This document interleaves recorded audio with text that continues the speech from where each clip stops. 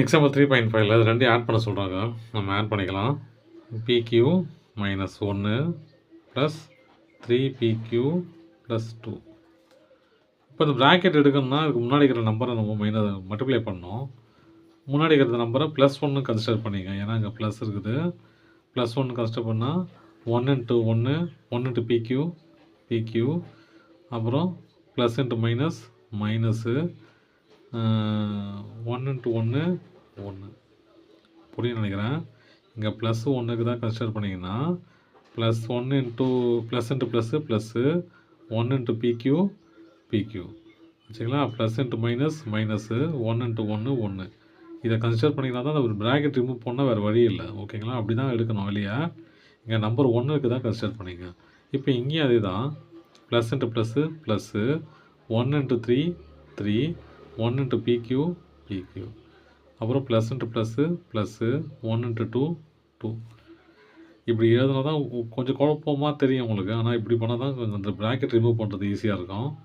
இதுக்கு முன்னாடி நம்பர் இருந்துச்சுன்னா பிரச்சனை இல்லை, நம்ம மல்டிப்ளை பண்ணிடலாம். இல்லாத பட்சத்தில் ப்ளஸ் 1 எடுத்துங்க. இப்போ PQவும் தனியாக எழுதிக்கலாம், நம்பர்ஸ் தனியாக எழுதிக்கலாம். PQ ப்ளஸ் 3PQ அப்புறம் இது -1 ப்ளஸ் 2 தனித்தனியாக எழுதிக்கலாம். அவ்வளோதான்.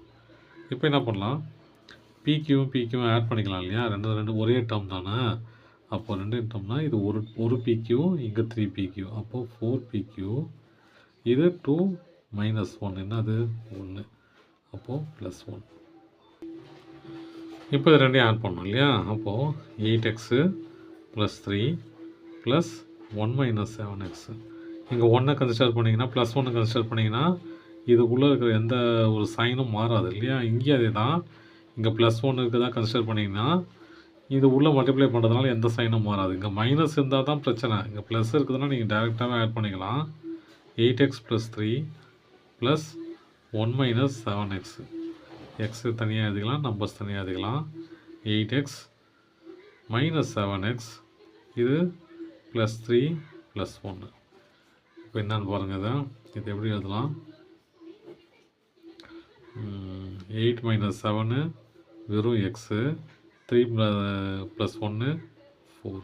இதுதான் ஆன்சர். தேங்க்யூ.